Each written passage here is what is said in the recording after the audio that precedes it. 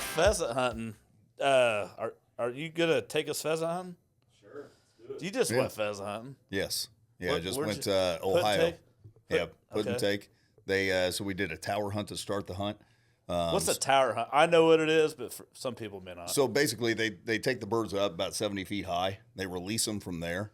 So when they're flying over, man, they're cooking. They're just moving over the top of it. And you got to shoot about 4 or 5 feet out in front of these things. They're flying so quick. It's not like the field hunt where they're 30 feet in front of you. So you want to use like a full choke, like a 6-shot with a 12 gauge, and then you're just shooting them as they fly over. It's almost like kind of doing like a duck or any kind of waterfowl hunting. Yeah. So it's kind of like that. We duck hunt a lot. I say that. I was just challenged by my wife and family. She's like, when I met you, like I take my son hunting a lot, and I'm the guide. I don't shoot. I just call him in. If we're deer hunting, he shoots. But she says, we've been married for 16 years, and you've killed one deer under my watch. And I said, what do you mean? She's like, well, you've only killed one deer, so if you claim to be this deer slayer that you have been, I've only seen one deer. So I'm like, you're not wrong. Because Bo, he had a great hunting experience this year. I'll just paint it real quick. Opening morning, we didn't get to go opening morning, had a wrestling match. And opening afternoon, he had shot at 3 deer in a matter of 10 minutes and killed 2. That's kind of, we've That's all a good done day. that. It's a good day. It's a Yeah. very good day, which, by the way, I got to get you that knife. Yes. Have your father-in-law engraved. I forgot it again. But that being said, she's kind of challenged me. She's like calling my bluff. She's like, do you really kill deer? Because I've only seen one in 16 years. I'm like, well, when the kids were born, I kind of stopped hunting because I'm a hands-on dad. But now, next year, I'm killing everything that walks just to prove a point. So, but yeah, that the pheasant hunting, the put and takes, I've never done that. But yeah, share that story. Well, so basically, we went to Ohio for this put and take. We ended up killing 161 birds with 18 guys. So we do the tower hunt. They released about 170 birds from the tower hunt. I think we ended up killing about 105 of those birds. And then they eventually filter on out to the field, whatever you miss. So they're out in the field, and then we go back. We have lunch, which was actually a prime rib dinner. We had that. Then, Not a bologna sandwich? no, not a bologna sandwich. And then they even had dessert. We had ice cream on top of a brownie. I mean, when you walk out of there to go do the walking that we did about 20 miles, it feels like, with like 20 pounds of food in your stomach, is like, my goodness All right, gracious. you're already honking me off. You're like 2% body fat eating everything. I just gained 10 pounds listening to your story. All right, so that, what the hell? What are you doing different that we all aren't? But we'll get to that in a minute. Keep going. But Sorry. but then you do the walk in, you shoot the birds. I think I ended up getting 8 during the field hunt in our group. I think we ended up getting about 15, 20 birds, something like that. But we finished the day out, 161 birds. They breast them out for you, give you your share, and then 4.5 hour trek back. Me and my father-in-law. Yeah. I was actually sawing logs in the passenger seat while he was driving, so not too shabby. It's a good day for you. Then. Yeah, it was a great day. Man, I'm glad we share the same passion. Jeff hunts a lot too. Jeff, that produces this show, he's heavily into the Ducks Unlimited, the Hendricks County chapter. And Bo and I've always wanted Bo to go to these events because he's heard all the stories. And Mark Lemming, he's a buddy from up home. I shared a story that, hey, man, I was like 22 or 3 years old, and we went to this Ducks Unlimited banquet. I didn't have shit. I didn't have any money. I was young. And there's a silent auction. You guys all know how that works. Well, everybody gets a bidding number. And I'd share this story to Bo, and he always wanted to go to a Ducks Unlimited banquet. And football always got in the way. Well, this year it didn't, and we were able to go. But he's like, what happened? And so I said, well, Lemming got a hold of my number, and he went up to that silent auction without me knowing to put my number down, and I won every damn thing on the table. And that's not a good thing because you got to pay for it. It's not like you want it. Yeah. So they're like, yeah, Basham got this. I came home with glasses. I came home with shit that I still have in our house, like decor. And I'm like, damn. So I'm sweating bullets. I got to go pay somebody. And they won't take a credit card. I was like, hey, and Lemming knows that he has money. He has a lot of money. And I go up there. He knows I'm sweating bullets. I'm like, dude, I don't have the money. Somebody got a hold of my number. I said, I could probably buy those 4 glasses or maybe that little painting, like a couple $100, but I'm in like $2,000 worth of shit here. And all of a sudden, Lemming, as he does, he's like, I got you, Bash. And he puts out a wad of cash. He always had cash. He goes, we were just messing with you. I'm like, dude. He's like, but you can keep it all. I'm like, are you serious? This is crazy. So Mark Lemming is responsible for, and Bryant Tyler, 2 great people I love so much from home, still have decorated about 25% of my house. So it's still hanging there. So thank you guys. So you did win then. It was well, I guess I did. Yeah. You didn't have to pull out the checkbook? So, no. So we went to the banquet that Jeff and his dad, they were heavily involved in, and Bo's like, man, this is awesome. He's putting his name down. He goes to that silent auction. He writes our number down. I'm like, no. That's not how we do this. That's because I don't want to buy all this shit. Your mom's going to kill us. That was just what happened to me. He's like, oh. So he kind of understood the whole philosophy of it. We came home with an axe. Jen loves it. Yeah. It's on the mantle. She hates it. Anyway. So tell us more about your hunting experiences. So, well, mainly I'm passionate about deer hunting. That's my go-to. I've killed a few more than one since me and Danielle have been together. Yeah. Yeah. So, but, I got the kids involved in it. My daughter, she killed a huge 6-pointer when she was 11 years old. My son, he killed a big 7-pointer when he was 11 out of the same stand, same age, same gun. It was pretty cool. I've got both of them are European mounts. Oh, that's cool. Their first bucks that they got, and they're actually mounted on the same piece of wood. So that's really neat. I told them both that they're not allowed to take them from the house whenever they move out. Those are staying with me. So they stay at home. Yeah, those stay at home. That way Dad can see them because that's a special. It's obviously special for them, but I cried. I mean, for both of them. It was just one of the most incredible experiences that you could ever be a part of, to see your kids actually growing up and then, being a conservationist and actually being happy about it, not because the deer have antlers, but because they're putting food on the table for their family. And that's, the coolest thing was when my son killed his very first deer. He killed a little doe. We actually get up in the stand. It's youth weekend. He was 9 years old at the time. It's his very first time ever being in the woods hunting. And we get up in the stand. It's mosquitoes everywhere. I still got my sunglasses on. I'm not camoed out. I got a T-shirt because it was hot outside. It's September. And so we get up in the stand. It's an evening hunt. And he starts pulling on me. Dad, there's a deer. And I'm like, so I turn around. I'm looking around. I don't see a deer anywhere. There's no deer. I'm like, I was like, was it a squirrel? Like, what are you thinking? He's like, I don't know. Maybe I was wrong. I was like, all right. So I go back to putting in my bow hanger, screwing that thing in.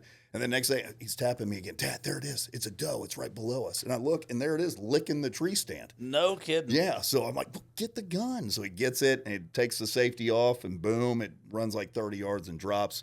I made him drag the thing out. But the coolest thing is right after he shot it, and we see it go down, we make these things called crown roast. So basically out of the back strap, we cut the back strap out, leave the ribs attached to it. Then whenever we smoke it, we roll it up, and it looks like a crown because you got those ribs that are pointed up, and it's just really neat. He loves them. He'll eat 7, 8 of those things. And he was 9 years old at the time, so he loves it. So as soon as he shot it, we literally fist bumped, and that's what he said, crown roast. And it was like the fact that he thought that and thought the food aspect of things, I was like, it made me feel like I'm doing my job. Yeah. Like it's not just about, killing things or anything like that. Right. So, no, it's a respect level for the animal. Yeah. And my daughter, her first deer, the story of that was same exact stand, youth weekend. It was her third hunt of her third year hunting, and she's using a Marlin 44 lever action 44 mag, and this big buck, we couldn't tell how big he was. He comes through this bottom about 110 yards away. And like I said, it's youth weekend, foliage all in the trees. You can't really get a good shot. She tried. And I was like, well, we got 2 options. He's either going to come up behind us or stay in that bottom. If he comes up behind us, though, it's really thick. I don't know if you're going to be able to get a shot. I said, so we can either wait on him or we can get down out of the stand, try to move down the ridge a little bit further and get in front of him. And she's like, she thinks about it for a second. She goes, let's go after him, Dad. Stalk him a little bit, yeah. So we did. We climbed down out of the stand, moved away from the edge, walked down about 75 yards. And then as we approached the edge, there was still some turkeys that we saw that morning come out of the roost. So I was like, oh, I don't think he's come through yet. So I sit down, and then boom, he just walks out 100 yards right in front of us down in this bottom in between two trees, perfectly broadside. So she sits down right behind me, like the barrel of the gun is in my ear. And she sits down, and we're trying to get a good shot on him. He keeps turning his head, trying to scratch himself and everything. And finally, he stands there broadside, and I'm like, whenever you're ready. And she's like, I got this, Dad. And then just safety comes off, boom, you watch him jump, and then you hear him crash, and then we're both crying. We get down to that thing, and it was amazing. I bet you never unhear that. I got this, Dad. Oh, no. Yeah. No, you know, it's echoing. yes. Yeah. Yeah, Yes. that's special, man. And a lot of people won't understand that. They just won't unless you're out in the woods with your kids. Mm-hmm. And Well, it's hunting. anything that you do with your kids that's Yeah. a special moment that you both have a bond Oh, on. yeah. You're going to have that, and it's going to be that's what you want as a father, as Oh, yeah. a parent. Oh, yeah. You want to have those special memories and those bonds with your kids, and Yeah. those things that you realize that they're actually listening and paying attention to what you're trying to teach them. Yeah. And then those things are then resonating in them, and you get to witness it. Yeah. It's very special. There's not a more important job than that. It really isn't. That's priority one is our kids and building them up and teaching them the right way to do things. Well, it's the most rewarding job on the entire planet Yep. is being a parent, because then you get to see what you do as a parent, and then what absorbs in them and how they turn out as an adult. And it's an amazing thing. Yeah. My daughter's an amazing person. She does a great job. She's a hard worker. So That's incredible. Yeah. Alan Ashley was on the show. I know anybody that listens to these podcasts will hear me talk about him a lot, but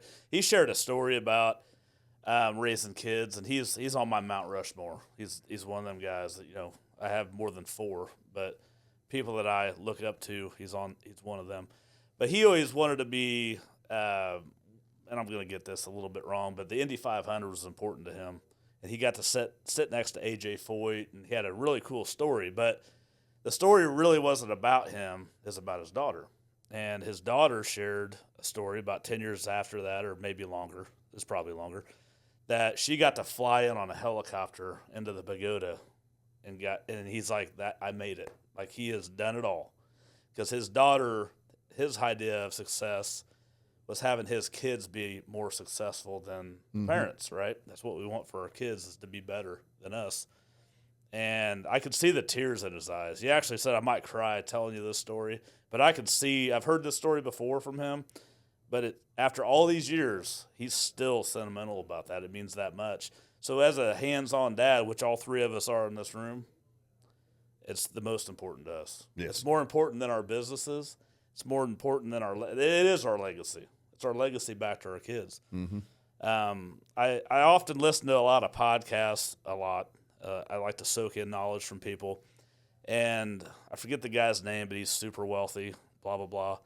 But he said the richest thing I've ever done and the most important thing that I've ever accomplished is having my kids excited to come home and spend time with us. Mm-hmm. He's like, that's success. Money is nothing. yeah. But have your kids want to come home and see you and spend time with you, you've done your job. Yep. So that's what we're building. Welcome to the show, by the way. We just started talking. This is Jeff Long. Jeff and I met at the gym at the Aquatic Center, I don't know, a long time ago. Yeah, it's been a long time. He's trying to chase my fitness, if you can't tell. He's, I'm pretty much, he's 5% body fat, I'm 50, whatever. Anyway, we share time at the gym. We're very like-minded. He's an entrepreneur. How long have you started your business? Prestige has been around now 15 months. 15 months. So Yeah. he's fresh into it, Yes. which is awesome. Yes. Congratulations. Thank you. That's pretty cool. Yes, it is. I talked to Mike at the gym. Mm-hmm. He said this. He's very proud of you and I. I'll just leave it at that. You can talk to him at the gym next time you see him. Yes. He's a cool dude. He is. He's my Danny DeVito. Same. Yeah. He's That's got what I some tell cool. him. We're like twins. We do pictures together. I'm didn't even Arnold. think of that. He's Danny DeVito. I didn't even think you guys should yeah. do that for Halloween. We did this. Well, we didn't actually dress up, but we took a picture. I was flexing and everything, and he's standing there flexing too. It was gosh. hilarious. He was like, "That is the greatest picture ever." That's pretty funny. I didn't know that. Yeah. That's funny. But that's how we met. That's how this thing got started. Jeff he obviously approached me for nutrition advice, how to get lean. If you can't feel the sarcasm, then you probably should listen to something else. I look up to you. You're a great guy. Thank you. I appreciate your humility in the gym. That's not easy. I shared with my wife. I said, "Hey, this guy came and approached me at the gym. He's like 2% body fat and blah blah blah." And so I got to know him, and I said, "We're pretty like minded. I look like I'm staring at the mirror." Well, I look at him. You got to know us to know the humor in that. But I say he's a hell of a guy, entrepreneur. I'm going to have him on the show. So here we are. Yeah. So I'm glad you made the trip. We had to schedule it a few times. We're busy. You're busy. Yes. You're scaling. Yeah, exactly. We have growing businesses, so there's a lot going into what we're doing at Prestige, and hiring a lot of people, and what we've been able to do in the last 15 months is pretty amazing. I just can't wait for 2025. Well, let's talk about it, man. Let's talk about it. Yesterday, this was pretty cool. So yesterday we actually had our Christmas party. So we just went to the bowling alley, had everybody there, gave out, everybody's gifts and all this good stuff. But the best thing for me is just watching everybody have fun, the camaraderie that the team is actually, it's a team building exercise. And the guys, the culture that we're creating right now is actually incredible. We started with 3 employees last October. That's when we started in 2023.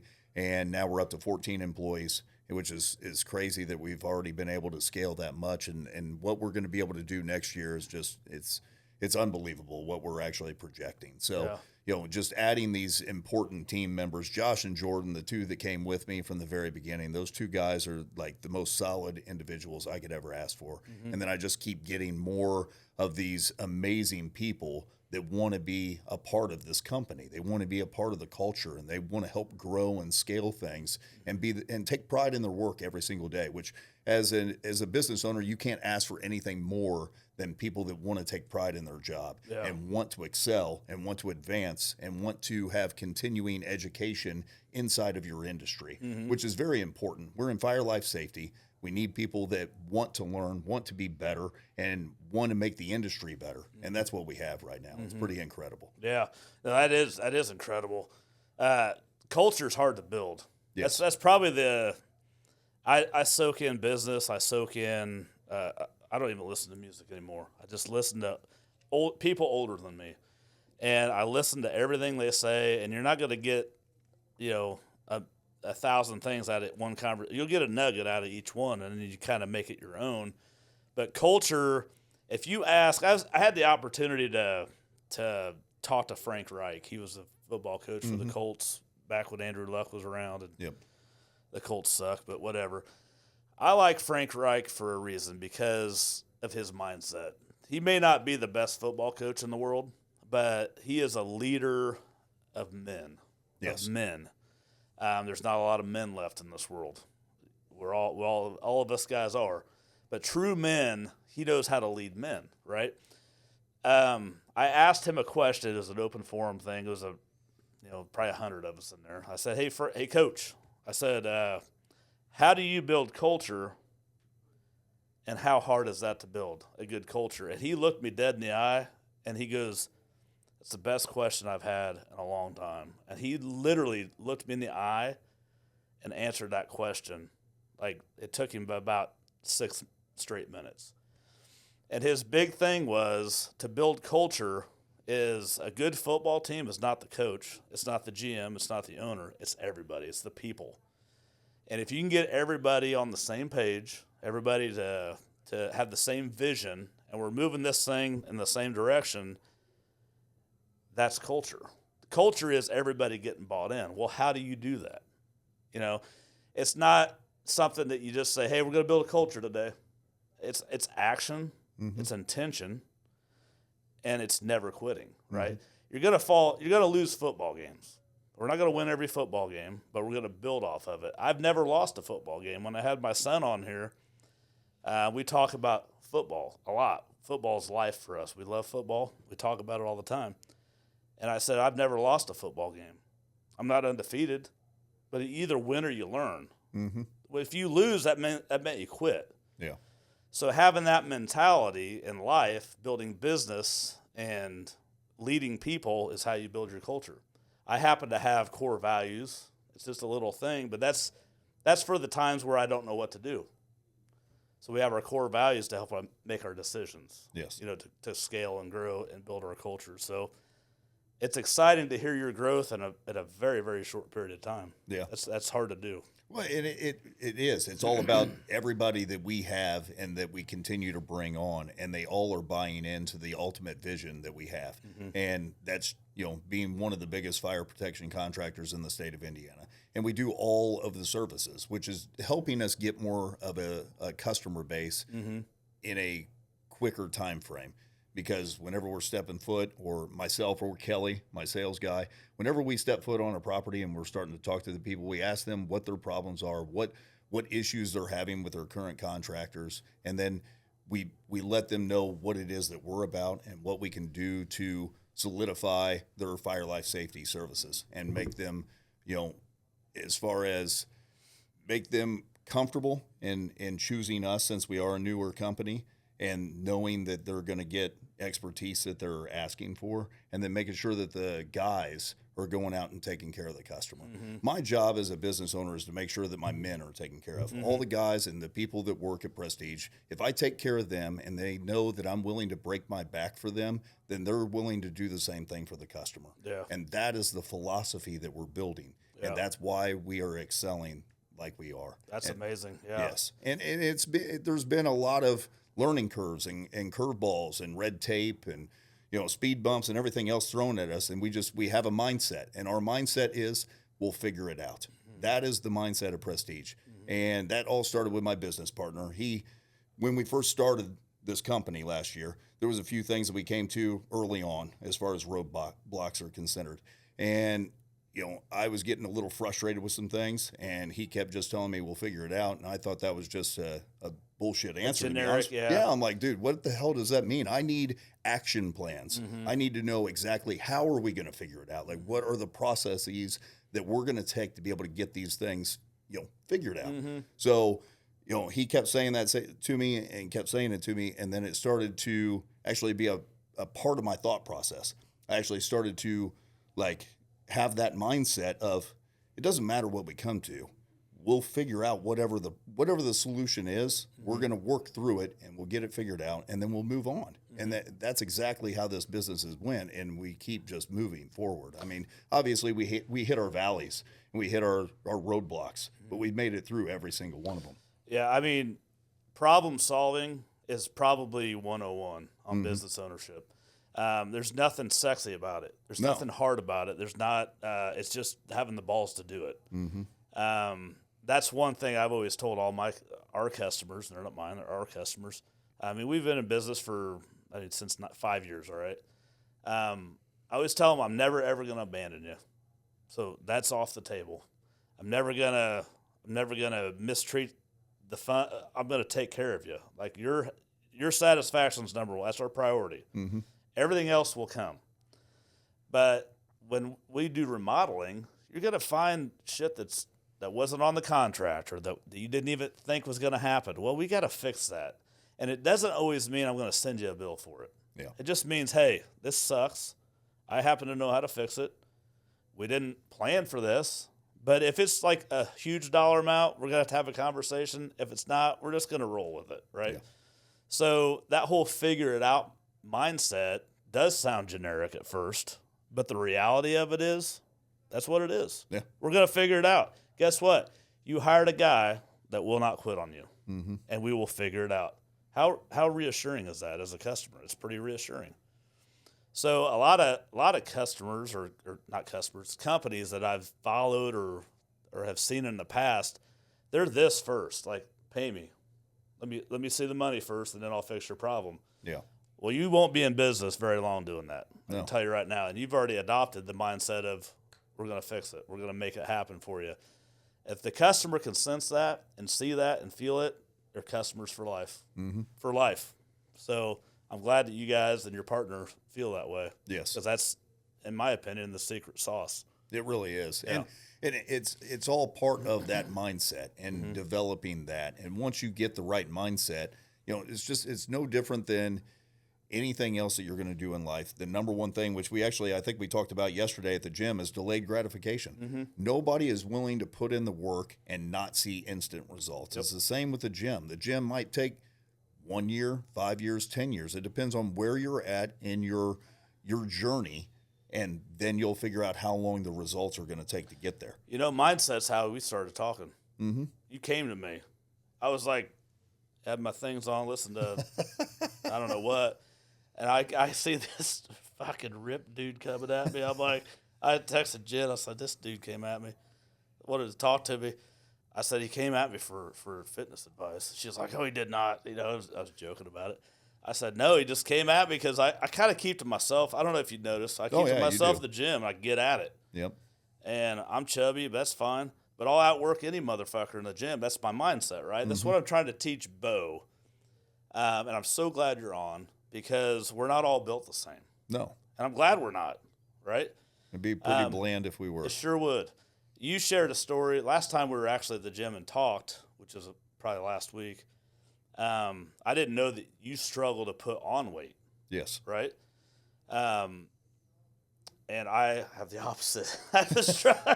So it's people helping people. Yes. But this show is never about me. And we had a lunch, Jeff and I did, and we talked about this. This is really for our kids, if I'm being honest. And my son, I don't want him to go through life thinking that if you don't look like Jeff, it doesn't mean you're not in shape. It doesn't mean you're not an athlete. It doesn't mean you're not going to be successful. And vice versa this way, right? It goes both ways. I want him to see that.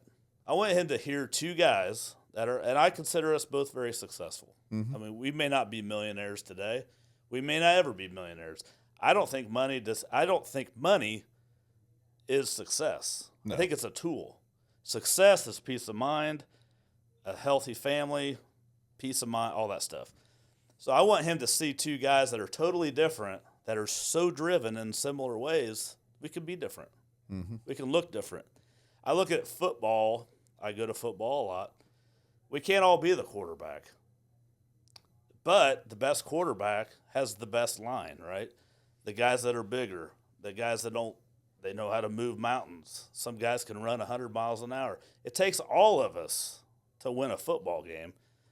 I'll never forget, that's no different in any aspect of life. Same with your business. Sure. All your employees are not the same. Right. They're not all plug and play, and that's not what they're people. Mm-hmm. People have different skill sets. Yep. Just like a football team. Yeah. And I think that's the beautiful part of a growing business is letting people be themselves. Yes. Like the people that work with me, not for me, with me, all do their own thing. Carrie does her own. I haven't talked to Carrie in a week, but I know she's doing her stuff, right? Yep. Jeff and I do business. I don't know what he does, but I know at the end of the project, we're going to have something to post, right? Something to give to the customer. Everybody's got a unique thing, and just let them do their job. Support them and help them, but let them be who they are. You have to be an individual, right, to have a successful business. And I've seen that in you and how you're growing in a very, very short period of time. 15 months is not a long time. No. So congratulations. No, thank you. That's a good deal. When I scaled mine, it didn't go that quick. So that's probably stressful. You want to talk about that part? Well, I mean, it's definitely stressful. It's just like you, I have a lot of self-motivation, a lot of drive, and I know to get there, I just got to keep clocking in the hours. Because if I work harder than everybody else, I know that where I'm pushing us is going to be more successful than everybody else because they're not willing to work as hard as me. Yeah. And that's not trying to be arrogant because that's not it at all. That's just my mindset. I'm going to outwork every single other person that I know, and I'm going to make sure that this is more successful than every other business out there because I want it to be. That's why we click. Exactly. That's exactly why we click. I do that with Jim. I do that in every single aspect of my life. Both of my grandfathers taught me the most important lesson either one of them taught me was – if you're going to do something, why not do it at 110%? I don't half-ass anything that I do. Like, there's no point in it. Hunting, fishing, like when I go to salmon camp, I want to win salmon camp every single year. I want to catch the most salmon out of every single person that's there. If I'm at the gym, it's not I want to lift more or I want to look better, but I want to outwork every single person in the gym. Yeah. In business, I want to outwork every single person in business. I want to be the best at every single aspect of my life, just like a father. I wanted to be the best father. I didn't have a father, so I wanted to be the best father I could possibly be. Mine was never there for me. He was a total piece of crap, to be honest with you, but I didn't want to be that for my kids. I wanted to be there for every single step that they went through and be the best man that I could possibly be without ever learning what a father really was. Instead, I learned what a father wasn't. So all I wanted to do is be what I wanted from a father, and that's how I portrayed that. And it worked out great. My kids are amazing people, both of them. My son's in Omaha in college right now. My daughter, she's a full-time pipe fitter and also in the Navy Reserve as a CB. So she's Thank you for she's your a welder. service. What's Exactly. your daughter's name? Kaylee. Kaylee, Long. thank you. Yes. Thank you so much for your service. Like I said, she's an amazing kid. My son Tristan is amazing. He's a great son. He's excited to come home. He'll be home actually tomorrow. Now, I think he's only staying until Thursday. He's staying until the day after Christmas, and then he's going home. That way he can get back to work and everything. But they're both great kids. I couldn't ask, and my wife, that's really, Danielle has been the number one supporter for them. She's loved and nurtured them every step of the way and made sure that they were taken care of. And then obviously I did my fatherly duty and coached and made sure to bring them up to be hard workers and take pride in what they do, just like my grandfathers taught me. And that's exactly how everything's played out. It's unbelievable. You can tell me no. Do you mind talking about your dad a little bit more? Yeah. What do you? I mean, you can tell me no. No, it's fine. I feel like there's something telling me we should talk about that a little bit. And the reason I'm asking that is it's hard to be a dad anyway. Mm-hmm. But it's probably, and I don't know because I'm not you, it's probably next to impossible to know how to be a great dad. And you're a fantastic dad. No, thank you. So Same to help you. me, thank you. Help me, because I don't understand that.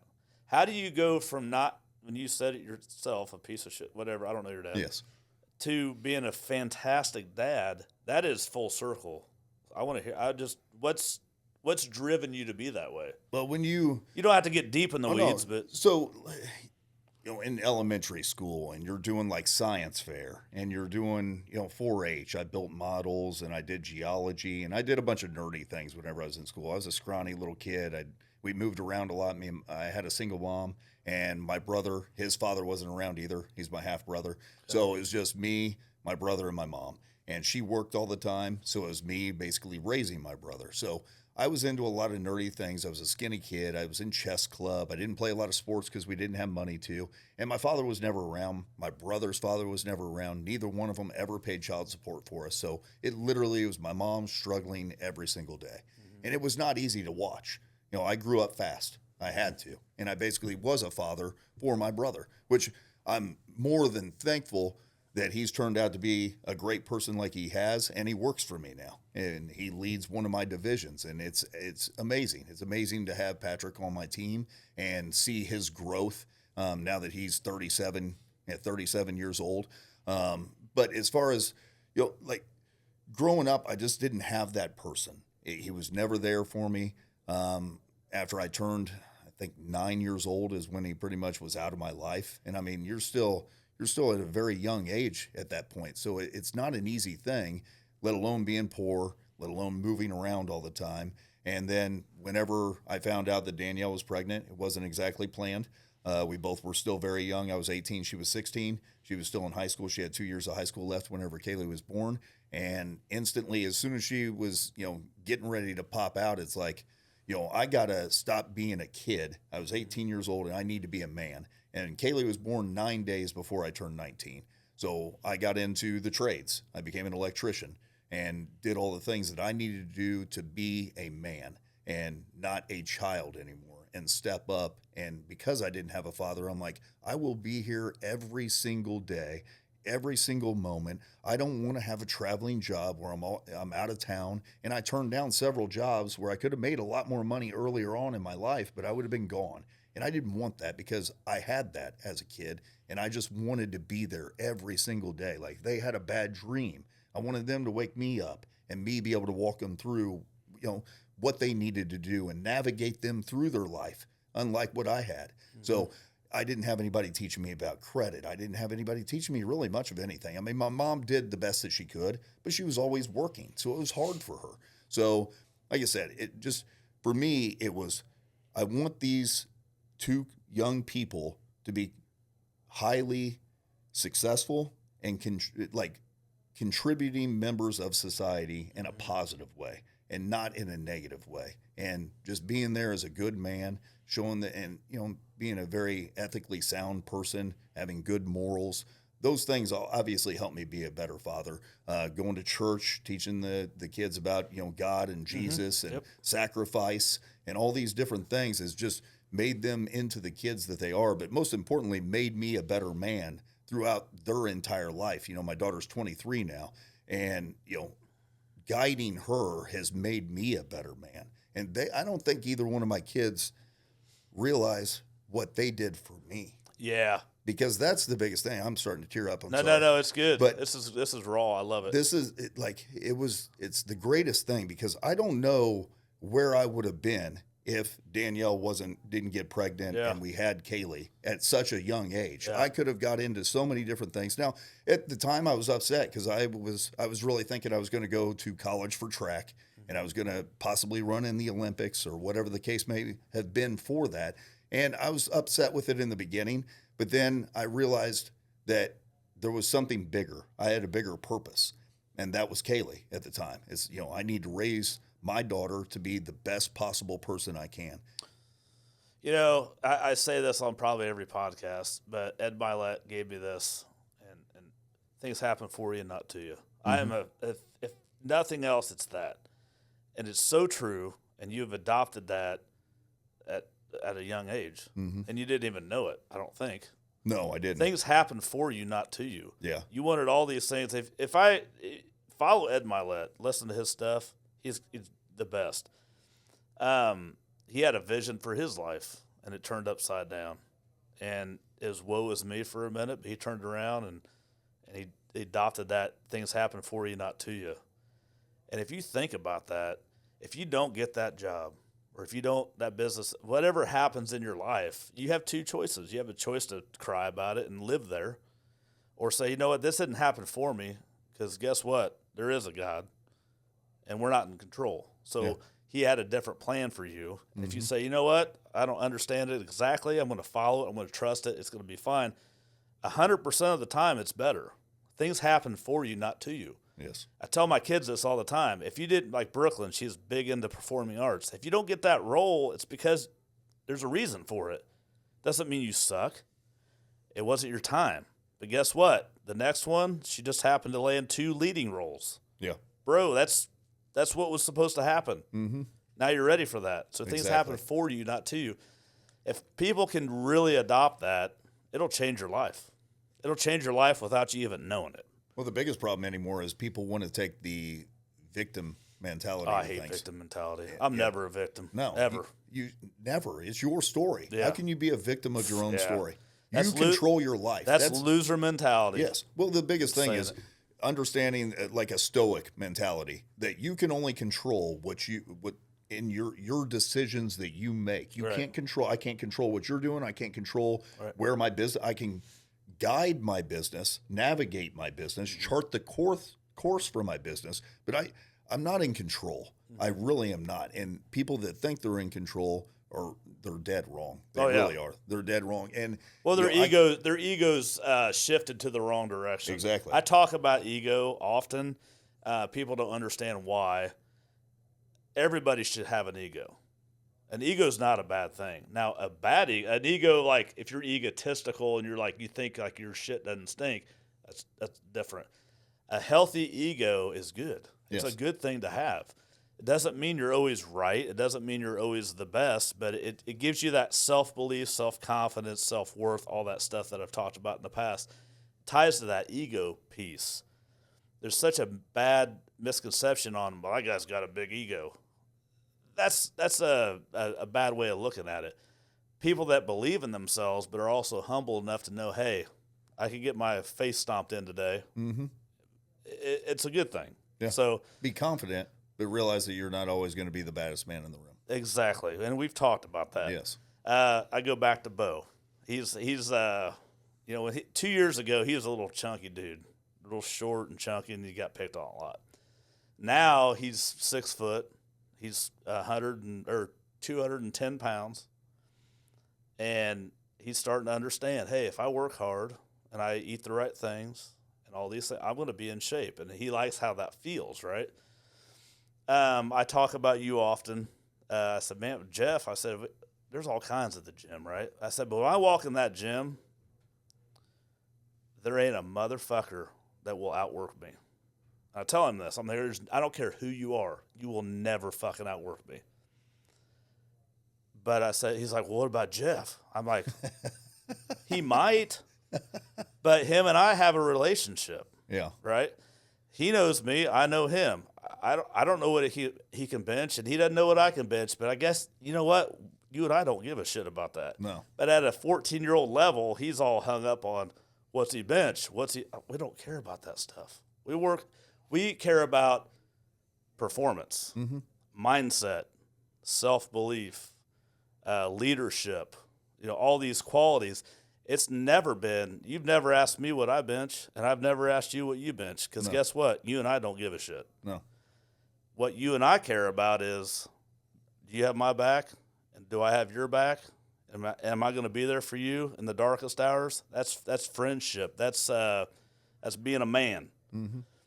He's still hung up on the high school stuff. Yeah. So I'm glad we're having this conversation, because we're two polar opposite body types, right? But we're the same kind of people. Yeah. That's what I'm trying to get him to figure out. It doesn't matter what you look like. It doesn't matter if you can score 3 touchdowns a football game. What does matter, are you a hell of a teammate? Are you playing for the guy next to you? Are you thinking of others and not just yourself? Like, those are the things I'm trying to create for my kids. And I know you are too. To me, that's the ultimate thing that we can teach our kids. Yes. Is to be the best version of themselves that they could possibly be, and to be better than us. And constantly be willing to grow. Yeah. Because every step you're going to have a hurdle, and then that's what's going to define you as a person. Yeah. Is how you actually approach that hurdle, and then what you do once you get over it. And how you overcome it. Yes. Yeah, I agree. When did you decide, I'm curious, this is a question for me. What was your tipping point? Because I know what mine was. When I started Basham, actually it was Honeydew's Home Projects, turned into Basham Construction. Where were you? What was your tipping point? What made you decide to go on your own? There was a lot of factors in play. The biggest was the company I was at. I wanted to retire. I wanted to work there for my entire career. And there was some things that happened my last year there that just did not align with me very well. And I was being left in the dark about things that I kept telling my boss were important to me. Like, I'm a very goal-oriented person. I'm self-motivated and driven. And to me, whenever I get a pat on the back every year and all I get told is you did better than you did last year, and I'm not actually privy to know any kind of numbers to know how much better that was percentage-wise, to actually be able to goal set for myself. There was no planning involved. Like, he never came to me and said, hey, man, what I'm thinking is for our budget for next year, this. Let's hit a profit margin of this. I never had any of that. I wasn't involved in anything as far as that goes, and I was number 2 in the company. It's like, it doesn't make any sense to me. And I mean, I somewhat understand that as far as not wanting to talk to money about people, because maybe the company was making too much money and he didn't want me to know how much the company was making, so I didn't want more money. And that's not what it was about for me. It was about developing people. I wanted to have more people on my team and make his company the biggest company in the state of Indiana. That's what I was trying to do for him. So you were a hell of an entrepreneur. Yes. And you didn't know it. Yeah. Exactly. Yeah. And people need entrepreneurs. I don't want to dog on that, because we need that. No, that's what I'm hoping for all of my people. And that's what they want. They want to expand and grow, and I want that for them. He did not feel the same way. And this is not a bash on anybody from my previous company, because that's not what I'm here to do. Oh, no.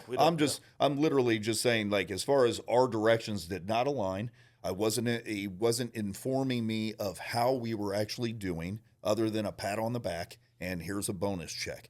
And I made a lot of money for him, and I made him a lot of money. So, I mean, the exchange was great as far as that goes.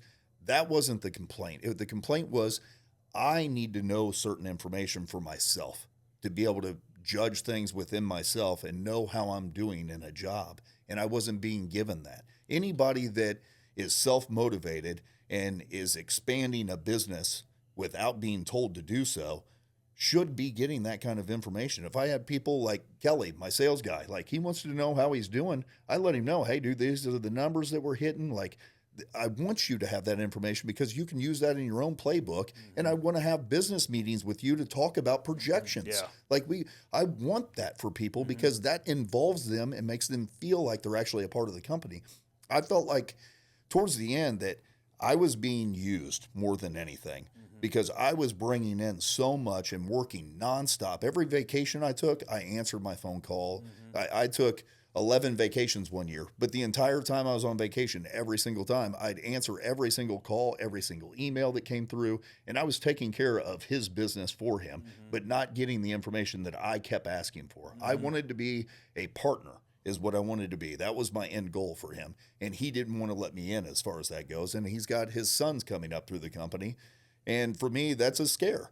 Like, you've got your sons coming up through the company that have been catered to, and then as they're coming up through the company and they start taking over, they're going to see how much money I make and think that I make too much, that they could pay somebody half to do the same job as me, but they're not going to do the same job as me. Yeah, wait till they're introduced to taxes, and then once they'll understand the biggest thing difference. is you're not going to find another person like me that wants to do all these things without being told to do them, because nobody said, hey, dude, I want you to take this division and do quadruple what it was doing before. Nobody ever said that to me. No. I did that on my own because I was running a business model the last couple of years because I knew the direction this was going. So I basically was just seeing how things went and seeing how numbers came in, running my own numbers myself on my entire division. That way I knew exactly what was coming in profit, what we were doing in revenue, how we were increasing every year.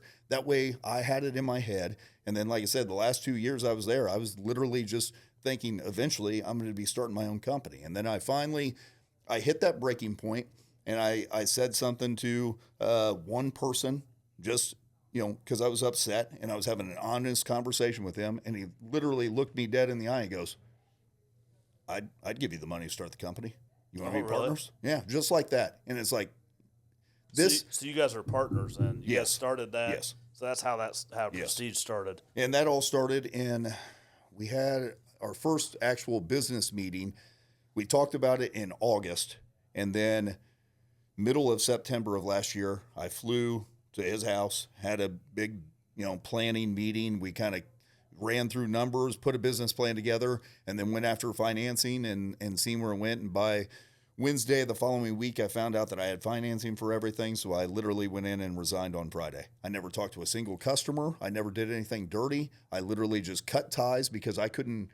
Myself, I'm a very honest person. I wouldn't have been able to continue to work for somebody while I was doing stuff on the backdrop for myself. Yeah, a lot of people do. Yes. That's very and admirable. I did not do that. And that's why it took me 3 weeks before I could contact customers or do any kind of business at all, is because I wanted to make sure I had my insurance, my trucks, my tools, everything was there for my guys, that we could actually if I called a customer and said, hey, I started my own company, I'd love to do business with you, you want to take us on, and then they instantly say it was week one and we don't have any of those things set up, and I say that to them, then what they're going to say is, oh, dude, I got a leak. Can you come take care of it for me? And I'm going to be like, well, in about 2 weeks we can. That's going to leave a bad taste in their mouth. So I waited till I had everything lined up, and then I started, pursuing customers. You're very analytical. I didn't know that about you. Oh, yeah, very. I didn't know that at all. I'm not. I'm calculated. Yeah, that's a good thing. I'm not. I did not know that.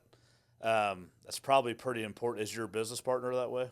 Yes, more so than me. Really? He's more of a numbers guy than I am. Okay. I oversee numbers and I see them. For me right now, it's all about getting personnel, getting customers, and building my brand is what I'm trying to do. So you two are business partners. You obviously have to have two different roles. You share similar roles, but who does the sales? Who does the hiring? He's actually not involved in the business. He's just part of it. Okay. Yeah, he's just my financier. Okay. Basically. Yeah. No, So- he still helps me. If I have a question for him, I call him, I talk to him, I work things out, because he's owned a business for 15 years, actually 20 years now. That helps. So yes, he's been in multiple different businesses in multiple different industries. So the fact of that helps me out. He has a business now in our same industry, but it's not a fire protection company. So to me, his help, his guidance has been astronomical in what we've been able to do, because I have somebody that if I need to lean on, I have someone, let alone my people, all my guys. Like when we've hit our different, trials and hit our different, red tape and speed bumps, I've went through that with my guys. Like, man, you won't believe what we hit now. And we're going through this. And because I want to be honest with them. I want them to know, like, just the same as if something were going on in their life and they have an outside stressor, I want to know about it, because that's going to determine how I actually talk to you as a person. Mm-hmm. If you've got marital issues going on and then I come at you getting an attitude about something stupid, it's probably not going to go well. Right. So if I know what's going on in your personal life and you know what's going on in my life, then we can actually coincide and we can come with resolutions without getting in each other's faces and getting, and that's a respect thing. I respect every single person that works for me, because they're doing a job that is not the most fun. It's sometimes is dirty depending on which position they hold. If they're a kitchen hood cleaner, I mean, they're in grease. They're working nights. They're working up on roofs in the rain and the snow and everything else. They're, pressure washing and using chemicals. And it's not an easy job. It's a dirty job. If you're a sprinkler fitter, you're constantly picking up heavy pipes. You're pulling on wrenches. That's not an easy job in itself either. So pipe fitter's not easy. No, nothing any of my people are doing is easy, but I'm trying to make it as easy as possible on them and take as many of the stressors off of them as possible so they can be successful. I'm giving them the tools to be successful. Mm-hmm. That's the most important thing. Mm-hmm. My sales guy, Kelly, when I brought him on, it was unbelievable. First of all, he interviewed in the she shed. That's what he calls it. So whenever we started the business. Is this Danielle's place? Yeah, this is where the print shop's at now. Yeah. So we were running two businesses out of a 14 by 20 log cabin that I had dropped off on the property. And we ran two businesses out of that for the first 10 months of Prestige. And then we moved into our new office. I had an office built. I was building a business, building a new office, and prepping for a bodybuilding show all at the same time. And I did that for self-growth. No other reason than that. Obviously, I wanted to get in better shape for the summer, but I also did it to grow within myself, to show myself that those limits haven't been reached yet. There's more in the tank for me than what I was doing. You're getting there on the body. Yeah. I'll be there one day. But at any rate, so doing everything that we're doing, to get back to the she shed thing, sorry. So that's your shed. Don't try to sell me that shit. But so we had that thing dropped off. We did business out of there for 10 months. We were getting ready. We were building the other building, and I could see where we were headed as a business. I needed to get somebody in for sales. And I only interviewed one person. He came in. I interviewed him. He's the most genuine, just incredible human being that I've ever met in my entire life. We have a lot of cool connections between us as far as who we know and different things like that. And Kelly he's an amazing man. Like, I met him the first time and I knew I literally, it was like a 2.5 hour long interview. He got back from the interview and his wife literally asked him, "Where have you been?" And he was like, "I was at the interview with Jeff." She was like, "That long?" When I went inside, Danielle was like, "What have you been doing out there?" I'm like, "I was interviewing Kelly." She was like, "That long?" And I'm like, "Yes, I'm a talker, obviously." Yeah. And Kelly is also the same way. He's a molder of men is what he is. He's coached almost his entire life, which is a huge thing for me because I've coached my entire life. And if you find somebody that is an actual inspiration to young people like he is, that you cling to that, especially someone like myself that feels the same way. I've got all these people that come to me that say, "Hey, you've been an inspiration. I've lost all this weight, or I've done this with bodybuilding, or I've done this, and it's because of you." You don't take that lightly. No, that you don't. means something. It sure does. And he feels the same way about that. He told me a story during the interview about kids on the Greencastle football team that he coached in Little League. 11 seniors graduated last year from Greencastle that were on the football team. 8 of them got up during their senior night and spoke about Kelly. And he was teary-eyed when he was talking about it. And that to me was like, that's it. That's all I need. I know this man's an inspiration to people, and he doesn't take it lightly. Yeah. He actually knows what that means as a human being. I think that's the ultimate compliment. Yes. I really do, as a man. Yes. To have somebody look up to you and genuinely mean it. I've been around a million people, and I have a gift of to be able to identify talent. I have a gift to see through bullshit. I have a gift just to get to the point with people. And the guy you're describing, I've not met Kelly, but I could already vision him. I already see I don't know what he looks like, but I bet you if I saw 20 people and if we walked out that door, I could find him in 2 seconds. Yeah. Just because of the character. Oh, he radiates. Yeah. He really does. And it has shown in his work that he's been able to do over the last 5 months at Prestige. It's really incredible. I couldn't ask for any, like, as far as what he's been able to do for not only myself, he's brought a lot for me too, because now I have somebody that's energetic, enthusiastic, takes pride in their work, and is passionate, and is just like me, just 15 years older. Yeah. And he is the absolute greatest thing I could have ever asked for. And he is going out there and doing exactly what I ask of him every single day and taking pride in it and making so many connections. Yeah. I mean, what he's going to be able to do in 2025 is actually going to be incredible. Yeah, I am so excited for you guys. I really am. We're not going to talk about some of this stuff, but you and I talk at the gym. Yes. About some wins that you've had. And some losses. Well, yeah, but we talk about wins too. Yes. For those that follow me on social media, I don't think anybody does anymore, and that's fine. I don't post my wins. Yeah. I never will, ever. I keep those tight to my chest. I share them with you, Jeff, Cooper, the people closest to me. Yeah. Because I think people, the general society, I'm going to speak very generally here, they don't want to see that. No. They hate winners. They hate people that win. They don't like it. It irritates them. And a little victory, like for you and I, are huge. The little ones are huge. And if you throw that out on social media, it gets twisted. It gets, oh, he's whatever. I don't even post them anymore. But the shit that you've talked to me about that's coming in 2025, I am so excited for you guys. Thank you. I'm genuinely excited for you guys. I'm the kind of guy, business owner, whatever you want to call me, label me, that actually does like to see people win. I'm not a selfish individual. The people that work with me, I don't think you'll ever catch me saying people work for me, ever. Alan Eshe taught me that. Ed Milet taught me that. Andy Frisella taught me that, right? The people that work with me are incredible individuals. Every single person that's on our team is fucking incredible in their own right. I definitely don't use like money, or I don't use anything like that to define success. Never have, never will. I like seeing people grow, get out of their comfort zone, and win. And for you, only being 15 months in, the growth that you guys are already experiencing, the humility that you've already expressed, and a lot of these upcoming projects, I'm fucking excited, man. And I don't even work with you. Thank you. But we go to the gym, we share our wins, and more importantly, we share our losses, right? Yes. I'd rather share a loss than I would a win. Well, to me, the loss is what you learn the most from. Yeah. I really think that's do. the secret sauce, is really, and being vulnerable and able to talk about it. Yeah, well, the biggest thing is whenever you do have a loss, it's not really a loss. That's a learning experience. That's a seed for success, is all that is. See how I had him on, Jeff? And if you have that mindset, It's the same, you never it's the lose. same. You never actually lose, because it's, even when you do lose, that still is a win. Yeah. Because just like deer hunting, we'll talk about that for a minute.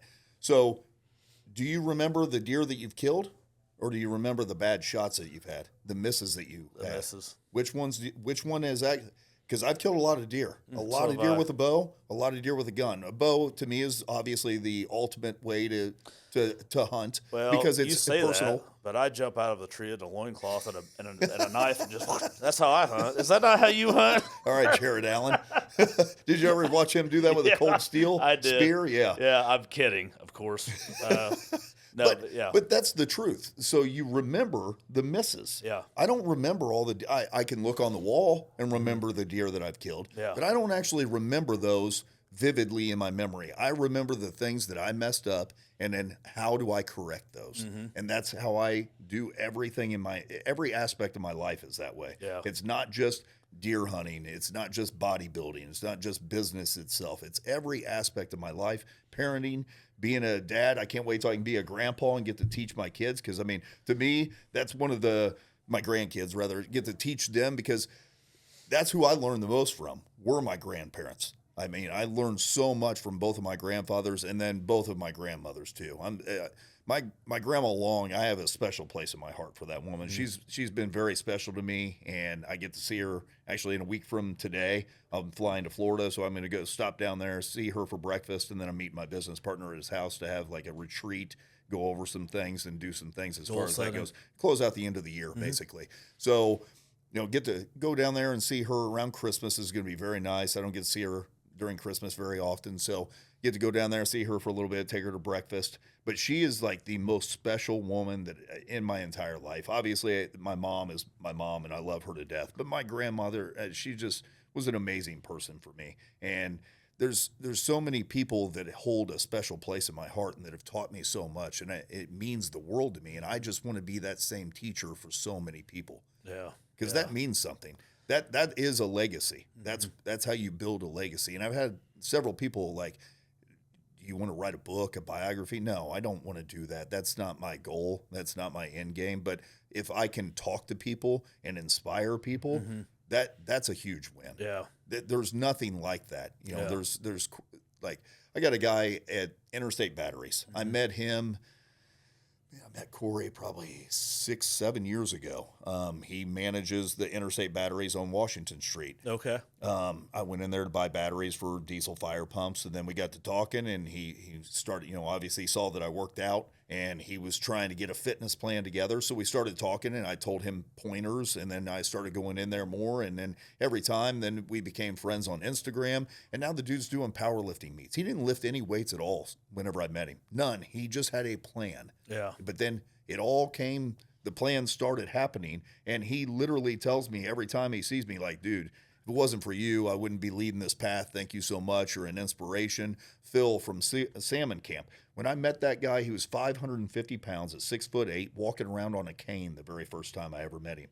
And that after the first year of Salmon Camp, he went home and started training. Now the dude golfs almost every single day. He's back on skates, ice, because he used to play hockey whenever he was in high school and college. He's back to doing that. And he literally tells me all the time, like, dude, if it wasn't for you, I might be dead. And to be that inspiration to anyone is like the greatest thing you could ever ask for. Obviously, you want to be that inspiration for your kids, and anybody outside of that is just an added bonus. And I've got so many of those people in my life. Sometimes you can't motivate people. There's some people that aren't ready for it. Yes. Like I want to be that for my kids. I want to be the goat for my kids, right? We all do. But what's the guy's name that was weighed 550?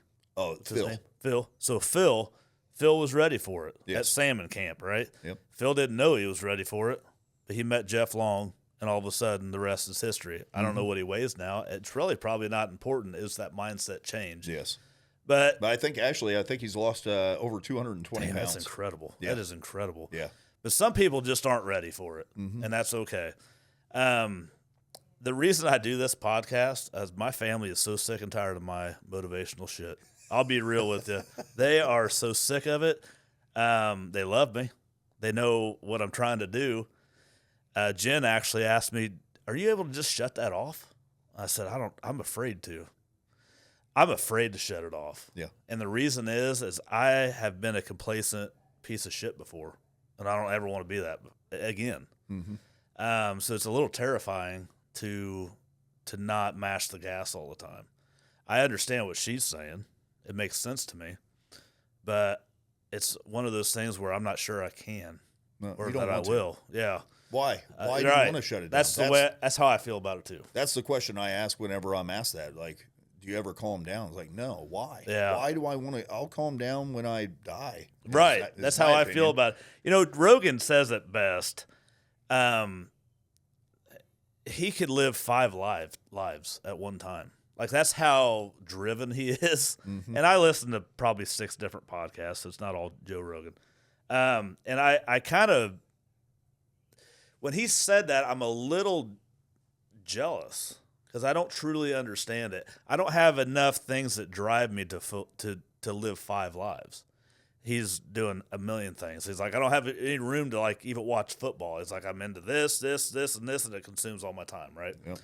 I'm the same way, but mine's more building a legacy and building something I can physically say, here you go, guys. I'm dead. This is all yours. That's what I'm trying to build. I'm sure that's similar to you, similar to Jeff as well. What's cool about this room, you can't see Jeff in here, but we are a room full of we are the originators of our businesses, all 3 of us. Most of my competitors are second, third, and beyond generational companies, which means they didn't start it by themselves. Yeah. I take an immense amount of pride in that. I know you do. Yes. I know you do. But it also scares the shit out of you because a lot of these, businesses that are handed down, they don't share the same drive as the guy that started it. And when you can fill that family business, it sounds like you are, of people that are like-minded and driven like you, it's almost like when that time comes, the changing of the guard, it'll almost look like there was never a change. And that's how I want it to look. It shouldn't look like, well, mom and dad's gone. They left me this business. It's party time. It should be, we're taking the torch and we're going to keep going with the vision, right? It shouldn't be it should be flawless. Yeah. That's the goal. But that's actually in one of the books that I just finished reading by John C. Maxwell. Which one? I love Maxwell. It's 21 irrefutable laws of leadership. Yeah. And it's actually the last one is legacy. Okay. And it talks about the passing of the guard to the next person. And that's one of the last things that you need to be worried. Well, you should always be worried about it, but it's how do you set up the next generation of people to take on from your legacy? And who's going to fulfill and fill those shoes for you? And that's the whole thing of, getting all these like-minded people. It's going to make it a piece of cake for me because I've got so many people to choose from and so many people that want to take the torch and move on to the next level and that they're pre-equipped to be able to do so. It's not something of, we're going to scramble now because somebody's got cancer or something's going to happen or, you know how it is. Yeah. Any of us could die at any minute for any reason. Yeah. A plane crash, car crash, heart attack. We don't know. Yep. We don't know where our end is at. So I want to make sure things are in place for the next changing of the guard. Yeah. And that way they can do what they need to do to continue what I had planned. Obviously, there's going to be variables, but at least they're equipped and ready. Yeah. And that's one of the biggest laws of leadership, I think, is if you have enough of those people, then you've done your job. Yeah. Because you got them to, and just like you, we're both the same person, and people look at us in a different way because we are such good leaders of men. Mm-hmm. People want to be around us, and it's infectious. Mm-hmm. The positivity, the enthusiasm, the drive, those things are infectious. Yeah. Just like the other way, if you're lazy and you're a drama queen and you have bad traits, those are also infectious. Yes. And then that cripples a company. Yeah. So I want to be the positive mindset. I've never been a negative person. Yeah, I've always been, because why be negative? Then you're the same as what we just talked about with the victim mentality. Yeah. I'm not that person. Yeah, I'm striving to be better every single day, whether that's in my business, as me as a person, as a father, as a husband. I want to be better every single day. That's why I told you about self-growth. That's the reason I listen to the books that I listen to or read the books that I read. I do a lot of the audiobooks. The audiobooks are easy because, just like you, I'm on the road a lot. Yep. We're constantly driving from job site to job site and going here and meeting with people. So it's easy to turn on these books and listen to them. And sometimes you might not actually hear it. Maybe you heard something in the book that now you're focusing on that for 30 minutes and you're noodling that while you're driving around. Mm-hmm. But then I listen to every single audiobook that I listen to it 3 times because I feel like if I listen to it 3 times, I'll actually pick up the entire book because my mind likes to wander and run with ideas. Damn it, we're the same that way. Yeah, well, and it's a good thing to do because just like a movie, you're going to pick up different things if you watch it a second time or a third time. So, back to like the negativity and all that. This bottle of water, I tell my kids if find something they can see, cup of water, whatever. I say you get this much energy every day. Use this stupid bottle of water. That's all you get every day. Everybody gets the same amount. Are you going to pour it out on negativity or positivity? Like, you only get this much. So if you're going to waste this whole bottle on bitching and moaning, Yeah. that only leaves like this much for positivity. Mm-hmm. Think of it, if all of this was how can I get better, this whole flipping thing, there's no room for negativity, which means there's only room for growth. Mm-hmm. Only. I know that's stupid and little and simple, but those kids can physically see that. If you waste it all on bitching and moaning, you're going to be like, no offense, a majority of the population. Do you want to be like that? If you do, keep doing it. If not, adopt a different mindset.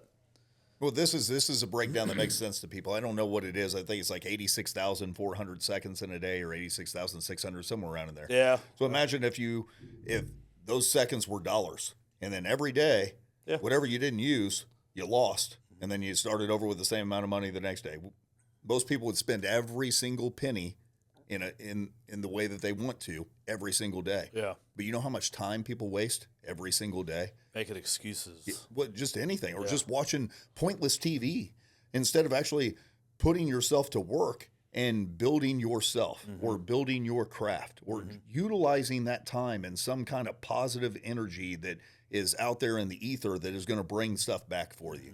And people don't do that. Instead, they just waste time and waste time and waste time. And that's why I work so hard. That's why I work so many hours in a day, because I know if I continue to do that for the next 5 years, I'm going to be way ahead of all of my competitors in 5 years because they're not doing the same. And they have a bigger staff than me. They have more personnel. They have more people. So I have to work harder to be able to get the same output that they have. Yeah. So I'm willing to do that every single day. That's the whole reason I started this company, was to continue to grind. And it was perfect timing to start the company. Like, I moved my son to college in Omaha, Nebraska. So me and my wife were empty nesters, and it was like, this is the right time. I'm 40. I was 41 years old at the time. It's like, I got a ton of energy. I've got, 16 years experience in the trade at the time.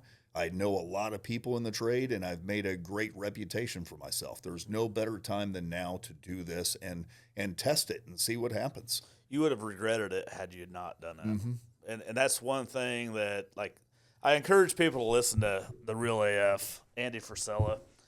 He's got a ton of content. He's been doing it for a number of years. But it's that he talks about this a lot, and it really kind of registers. I lost both my parents like that, like both of them in 4 years apart. And so this is why it resonates. He's like, do you want to be on your deathbed and regret not doing X, Y, and Z, not starting that business, not whatever it is for you individually? When you're on your deathbed, you shouldn't have any regrets. Try it. Failure is not losing. Failure is learning, like we talked about earlier. So many people are so caught up and worried about what everybody else thinks. Nobody gives a fuck about you. To boil it down, out of 100 people, 2 or 3 really care about you. Yes. The rest may want good for you, but if you lose, they'll be like, I knew that wasn't going to work, right? Or, dumbass, I could have told you. I don't like those people. I don't hang around those people. I used to be friends with people like that. And 4 years ago, I said, no, I'm going to have a very, very, very hand-selected group of people that I talk to and associate with. Now, I'm friendly to everybody. Yeah. But I want people that drive me. Not at the gym, you're not. Huh? Well, because I don't talk to nobody. So there's your validation. I don't talk to anybody. You got to come to me. Jeff will tell you. I'm just that's my job. I'm going to get there and get her done. Too many people are caught up in what other people think, and it's such a waste of time. It's such a waste of time. Yeah. And I wish people could get over that hump and understand that if you just stick to the plan and never quit, you're going to do great things. Great things doesn't mean you're going to be a billionaire. And quite frankly, money has nothing to do with it. Never has. But that success piece of doing your own thing, working for yourself, lifting people up, leading people, getting people to be better. That's the goal. And that's what everybody wants to do. So yeah, I think that's the secret sauce, is surrounding yourself with like-minded people. Well, the biggest thing as far as going into business for yourself or doing anything is elevating the people around you. Even if you're just a manager of a division, you still want to elevate the people around you, because then that elevates you at the same time. It's just the same as a business. If I hire a bunch of good people, we bring in more customers, we continue to get great word of mouth, eventually the company is going to be extremely profitable. It has no other option. Just like lifting weights. If you go into a gym and you keep lifting weights and you keep training, your body's only going to get stronger. It's not going to get weaker from going to the gym and training. Right. So feed your mind just like you would feed your body. Yeah. And people don't do that. Instead, they come across that roadblock and they give up on themselves, and that's when it becomes a failure. And then that's their identity. Yes. And you're not a failure because you did not succeed. You're a failure when you quit. Yes. Yep. That's when you become a failure. Yep. Before that, it's just a loss. Who cares? And a loss, like I said, is a learning experience, and it is also a seed for success. So why not continue that mindset and just, oh, well, that didn't work, and let's move on to the next thing. You know, the same thing could have happened whenever we were approached from Chick-fil-A to do the whole kitchen hood cleanings and doing the hood inspections and all those different things. That wasn't in my wheelhouse before. That wasn't what we did in fire life safety. But what was it? A few years before I ever got into the trades, this would have been 2005.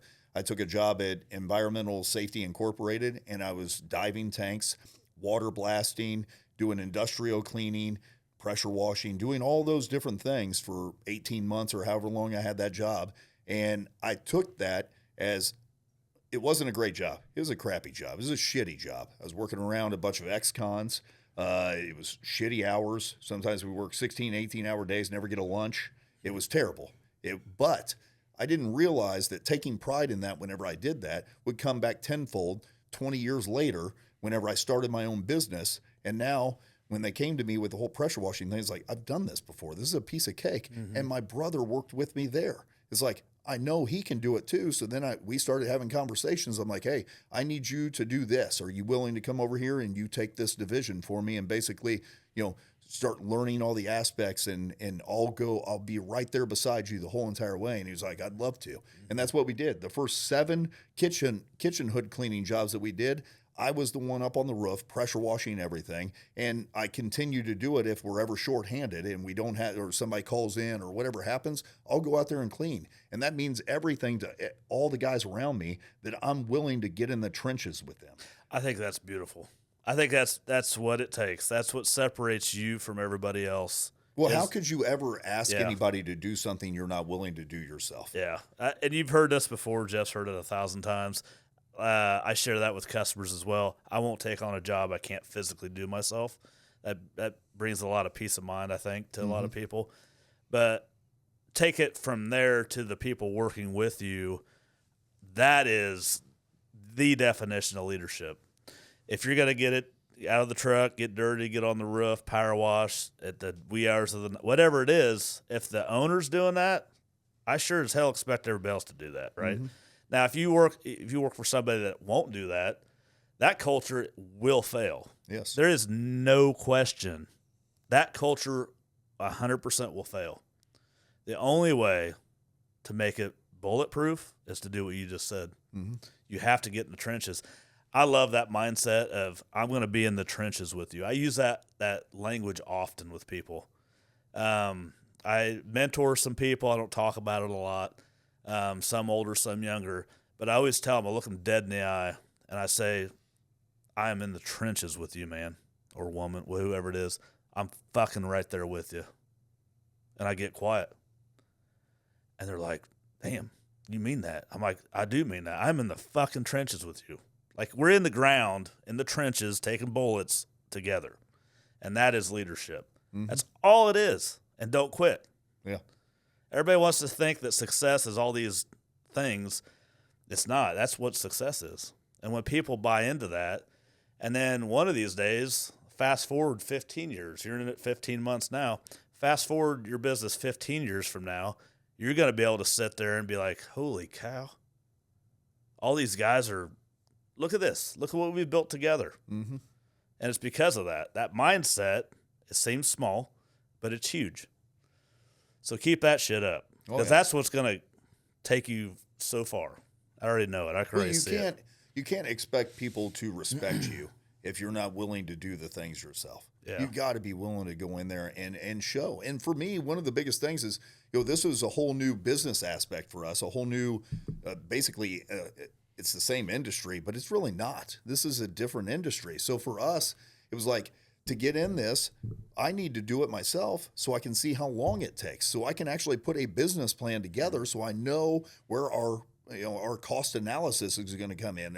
What's the price point we need to be at? How many people do we need on this job? How much cleaning stuff are we going to need? How many pressure washers do we need? All these different things. Do we need hot water? Do we need cold water? What are we doing here? Because it's all new for us. And there was nobody with really any experience other than me and my brother doing industrial cleaning. But that's not the same as a kitchen hood. Right. It's a completely different thing. Right. But I took that experience and ran with it. And man, that side of the business is the one that it's just taking off and getting us in so many new avenues and we're getting so many new customers because of it. Mm-hmm. That and the extinguishers, the exit lights, the alarms, we do everything. And it's amazing to have all the people that we have on our side. It really is. Yeah. And then the customer base that we have. I was out giving out Christmas gifts to customers this morning, and just, given these, it's not even big things. I'm giving out hoodies and T-shirts and hats and taking boxes of nothing but cakes to everybody. And I mean, they love those things. Oh, that's the way to go, man. Yeah. Those things are delicious. They love them.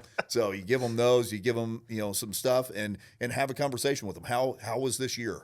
Did we do a good job for you guys? Yeah. And every single person is not only saying that we're doing a great job, they're also promoting us to other either property management groups or different industrial complexes, or this maintenance manager is talking to one at a plant across the street for us now and getting us in there. And just like I said, where we're at now compared to where we're going to be at this time next year is going to be basically where we were last December to where last December I was crying myself to sleep. Yeah. Like, what am I going to have my guys do after the first of the year? We didn't have anything. There was nothing on the dockets. Right now, I got 4 crews of people, and they're booked up through April. That's amazing. And it is. It's absolutely amazing. And a third of the year's taken care of. I'm not quoting stuff for people right now because we have so much work that I don't want them to give me the okay until I get the next truck and the next van on the road. I just bought a new van, new truck, and I'm getting ready to get more crews out on the road. And I think by December of next year, this is just numbers for me, but I think we'll be over 25 people. We'll add at least another 10 members to the team this year. That's incredible. It is. It's amazing. But it goes back to my guys. They're the ones on the front lines going to war every single day. I call them my Stratton Night Warriors. I know that's not everybody knows what that is, but that's the Wolf of Wall Street. That's a great movie. Okay. Yeah. I was like, I've heard that, but I forget what that was. And that's a good movie, by the way. They all just go to war every single day for us and go to battle, and they win. Every single day, those guys are winning. And if they have a hiccup, it doesn't matter. They move through it. They get through it, and then we just move on to the next project. Dude, winning's more fun than fun is fun. It is. And that is an Ed Milet quote. That's one of my favorite quotes from him. Winning is more fun than fun is fun. And not many people will understand what that means. And I'm glad that all 3 of us in here do. Yeah, it really is. There's no greater thing than seeing success. Yeah. And then seeing the future forecast of success is even better. It's like just to see where you could be and then make it happen. One commonality that you and I have is both our wives are in the same industry, screen print, apparel, whatever you want to call it. Jen runs Shirt Tails. And I'm kind of, when we first bought that, the first year I was in there helping, doing whatever she needed, helping. I mean, she needed help. Even mindset-wise, I won't get too deep in the weeds. I'm going to have her on probably in January or February. But I remember the first, say 3 to 6 months. I know she probably won't admit this, but I think she was terrified to screen print. Like, we had bought this business, Tracy and Dave, the previous owners were on board for, I want to say 9 months or a year or something like that. Super helpful. But I remember one Saturday, all of us were in there, the kids were in there, and I said, I need Basham construction shirts made. She's like, well, so when Tracy gets in there, we'll make them. I'm like, no, we're going to do it together today. And she looked at me like, I'm like, we're going to do it today. If we screw them up, they're our shirts. Who gives a shit? Yeah. But that was such a defining moment. I'm interested to see what she says when I ask her that question, because she won't listen to this before then. She's swamped. What her answer is going to be. What I'm trying to say is it takes people to push you a little bit over the edge to get started. But what she has done with Shirt Tales is fucking remarkable. It's remarkable. I'm pretty hands off. I don't even know sales numbers. That's how hands off I am. I want it to be hers. When I do Basham Construction, it's I do it my way. I mean, I ask people's advice and all that, but I'm doing it my way, because if it fails, I want to look myself in the mirror and say, you dumbass, you did this. Yeah. I don't want to blame it on anybody else. What she's done with that is very remarkable. I mean, Dave and Tracy and Dave, they had it to a point where it was just great. We bought it, took it from there, but Jen has really, blown it up. It's to the point where I think it's causing her health issues. I mean, for real. I said, you got to slow down, or we got to hire a whole bunch of people, and you're a grandma now, and we maybe ought to focus on that a little bit more. So we're making some changes, but I'm very, very proud of her. Very, very proud of her drive and how she's taken it from what it was to what it is today is flat out remarkable. Your wife's done something very similar. You guys started your own from the ground up. In the she shed. It's your shed. You ain't got to tell me no different. But That's anyway. not anymore. I don't even want it. It's all Tell me nothing but about shirts. that journey with you and your wife. So actually, that started right before we decided to start Prestige. Okay. So she came to me. She was like, hey, I want to get a DTF printer. So we started looking online, trying to find them. About $60,000 for a DTF printer. We ended up finding a better deal going through a distributor in China, and then had it shipped here. It took forever. It was like almost three and a half months before we actually got it. She got it. I think it got delivered last year, 2 weeks before Christmas. So we printed off a few shirts. We got it all set up, running, and got everything. Ran through some programming issues, different things like that. But we actually got the printer online about a week before Christmas. We printed some shirts off for people for Christmas presents and things like that, just to kind of give out and make some neat stuff. And then after that, I told her I thought the business would go one direction. She thought it was going to go another direction. It's been a mix. It's been an even flow of both. But the printing side of what she's been able to do and printing for other shirt makers, that's been huge. Yeah. Because, people love her prints. They've went and sampled, like her printer went down. We lost a head and we didn't have a spare one. So it took about 3 weeks to get a new head in. And obviously these other people that are making their own shirts that have their own businesses, they couldn't wait 3 weeks. So they had to go another avenue. And those people were very upset whenever they did, because they went with a couple different people and both those people's quality was not the same. Yeah. So Danielle's paper that she uses, she's used hot transfer paper, so you can actually peel while it's still hot. You don't have to wait for it to cool down. We found that out after running through things. But just what she's been able to do as far as research and figuring out what products she needs to use, what kind of inks are better, all the things that actually make the quality on the shirts themselves last has been amazing. And she's got a huge following of people now on TikTok, and her business is growing, and she's doing great. Awesome.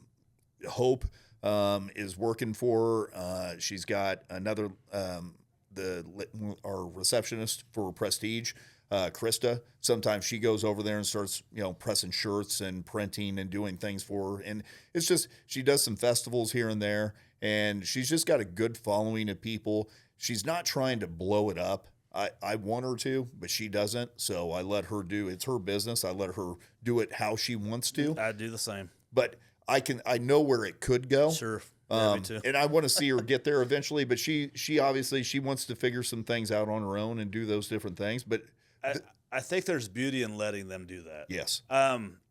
It's not all about money, and it's not all about killing snakes all the time. But you got to let people be themselves. I had to learn that. I didn't like adopt that. I had to learn that. And Jen pointed that out to me. You got to let people do their thing. Yeah. You know, and I may be driven, you may be driven, but at the end of the day, we're building a legacy. We're not necessarily building, the most highest generated businesses possible. Like we're building more than that. And I think that's important. I love that they're both, like, we have similar stories and we're in similar industries.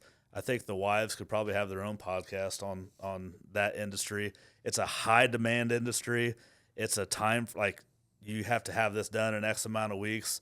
What you and I do, we have deadlines, but a lot of times there's circumstances that can say, hey, we need another week. Yep. They don't have that. Yeah, it's rain delays and different things like that because it's construction. It's a completely different animal. Theirs is it's out the door, or they're going to find somebody else to do it. Exactly. That kind of sucks, but that's the business. Well, and the good thing for both of their businesses is there's constantly T-shirts getting printed and shirts needing to be made. Where are all these damn shirts going? You ever think of that? I ask Jen all the time. We do all these sports teams, all this stuff. Everybody's got 3,000 shirts a day going out. Where the fuck are these shirts going? Exactly. Like when they're done with them, where are these shirts going, man? Yeah, I don't know. You know what blows me away? I'll be transparent. I got this. This pissed me off for years. I got over it, but I started Basham Construction with nothing, and then we did that for a year, and then we bought Shirt Tails, and the Basham Construction thing is very, very near and dear to my heart. Like it's self-made. You know how it is. There's a lot of pride to it, right? Yes. Well, we'd go to family functions, and you maybe have experienced this as well. All people want to talk about are fucking T-shirts. I'm like, wait a minute, we're gonna sit here for 2 hours to talk about that T-shirt, and over here we're building something like from scratch and we're scaling it, but we're gonna sit here and talk about T-shirts for 2 years. I'll be fully transparent. I was so pissed about that. I'm like, we're going to talk about T-shirts. I would get up and leave. I'd go somewhere else because it pissed me off so much. Like, you guys don't want to talk about a real, like, from scratch thing that we've done. They just want to talk about T-shirts. But then I got to thinking, it's very easy to see. Mm-hmm. It's something you can feel and touch. And it's tangible. And I'm like, that made sense to me. Yeah. And then I was like, all right, we'll just shut the hell up about that. And I let it go. That's real talk. For years, I was pissed about it. I don't know why. But I'm happy for them. I'm happy that it fulfills what they do, like their creative side. Like Jen's a stone cold killer. So, I mean, we work well together that way. But she's got to slow down a little bit, or it will get her. Yeah. So well, and Danielle, so her business is more of a part-time thing because she works full-time for Prestige. Okay. So, and she works for you? Yes, which is awesome. For me. Jen's coming on with us Q1 of 25. Yeah, that's what you were saying. Yeah. Yeah, so I'm excited about it. That's going to be good for you guys. Yeah, it'll be good for her too.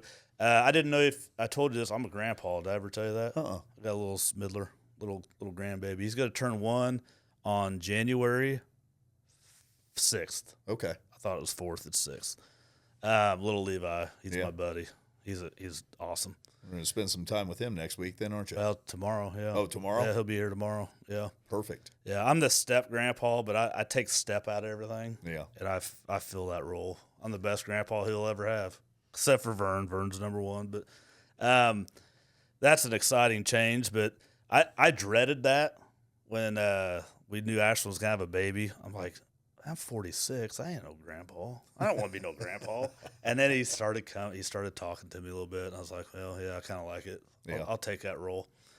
Anyway, we've been yapping for an hour and a half. It feels like 10 minutes. Tell us a little more what you want people to know about you. Let's spend another 10 minutes. We'll wrap this thing I think up. we talked about just about I want everything. to bring up a story. Oh, boy. A funny story about hunting. Okay. Well, I told you about it. It's a unique story. We hunt. I didn't know this, but it's a unique hunting story. We hunt a similar property. Not similar. The same it's property. The same property. Farm. Yeah. And it's the same 4-acre plot of woods. Yeah, 4 acres. It's more than that. It is 4 acres. You're right. It's about 4 acres is all the woods he owns, Yeah. and about 300 acres of field. Yeah. So we have trail cameras, all these things. I feel like a fucking poser here. Well, here, let me start with this. Yeah. I'm driving by my hunting spot, that I've been hunting for 17 years. Oh, 17 years. And I drive by and there's a blind in the edge of the woods. And I'm like, what the heck? Well, it was raining that day. So I didn't drive back there in my truck. I didn't want to get it all muddy. Well, then the next day it was nice and dried out. So I decided to drive back there. And I drive by and I'm like, what the heck? So I drive by, I see that. So then I come back around and make sure nobody stole my tree stand. Because that's really all I'm like, if somebody else is hunting there, it is what it is. It's not my property. The property owner will probably give them permission. I was going to ask him at the gym and find out. And then I drive by and I make sure my tree stand's still there and somebody didn't steal that, because that's what I'm really concerned with. And then all of a sudden, I'm not even off the property yet, and I get a text message with the picture of my truck coming to me from this guy. And I'm like, oh, what a small world. No, he's hunting the same property. I think you got it a little wrong. I said, I didn't know you hunt. Don't ask me how I know. Yes, that's what it was. And you said, oh, yeah. And then I'm like, this is weird. I got to send him the picture. I sent him a picture. It has Prestige truck right there. And I see old Jeff sitting out there. I was like, this is too funny. Because really hunting, like people that actually hunt, like private land is hard to get. Yes. A lot of people will lease and all that stuff. Well, if you get in with somebody like a farmer or a landowner and you actually do it the right way, you'll get to hunt forever. Yeah. Right? If you do it the right way.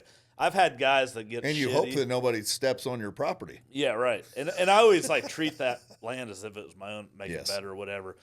Well, last year before I met you, I had a run-in with another guy, and it was opening morning. He drives his Dodge like to the blind, and I get pretty fired up. I told Bo, I said, don't load that gun yet. I'm going to go deal with this fucking guy. And he's like, really? You know, I'm like, yeah. I'm not afraid of anybody when it comes to that kind of stuff. So I get out there, and I am nose to nose with some guy that's 6 inches taller than me, big old beard. And I said, what in the fuck are you doing out here? I said, shooting time's in 10 minutes. He's like, well, do you have permission to be here? I said, obviously I do. What are you doing here? Well, I hunt over. I said, then get the hell over there. I said, you're ruining our hunt. Anyway, so we had like a big to-do. Fast forward next weekend, we're hunting on the other side of this, not the same farm. This is a different farm. He's over there, and he's shooting every doe that comes out of the woods. He shot 3 deer. And Bo was with me, and my father-in-law was with me. I said, hell, let's hop in the Ranger. Let's go over there and see if he needs help. I'm going to be nice. Yeah. Go over there, and this guy cops an attitude. And if Bo wasn't with me, it would have been a different story. Let's leave it at that. He starts going in there. I said, you know what, man? I said, you're going to be this same old piece of shit hunter for the rest of your life. I said, shame on you. I said, you got at that time, a 13-year-old boy that was so excited to see somebody actually kill a deer, and he's just trying to kill his first deer. I'm not even hunting. I'm a guide.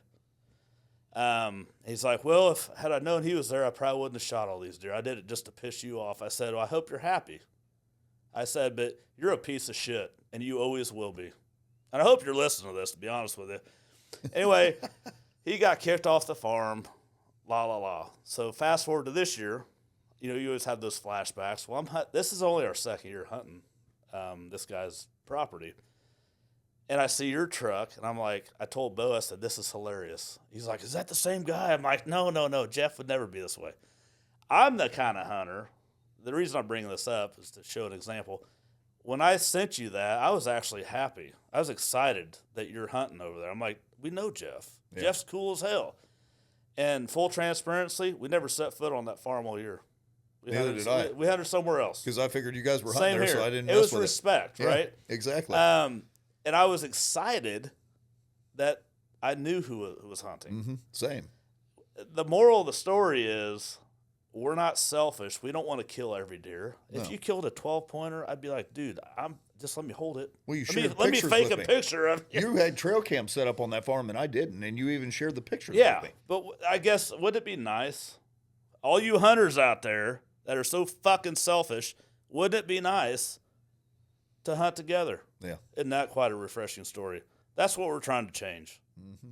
Like, let's think of others, not always think of ourselves. So I think it's a good time to wrap this thing up. I love you, man. Same. I appreciate you. I respect you, and I look up to you. No, even thank though you so much. Our age difference is only 4 years, and you're fat and I'm skinny, doesn't matter. it takes all of us, and I'm glad that the culture that we're building together, all us like-minded business owners, whatever you want to call us, we're all in this thing together, man. Yep. And I want to see everybody win. And you're winning, and you're kicking ass, and I can't wait to see what 2025 looks for you. Thank you. Looks like for you, sorry. Thanks for listening, guys. Subscribe to the show, please. Share it with everybody. Hit us up in the comments. Let us know what you think. If anybody wants to be on the show, I'm not hard to find. You guys have a great holiday season. We'll talk to you soon.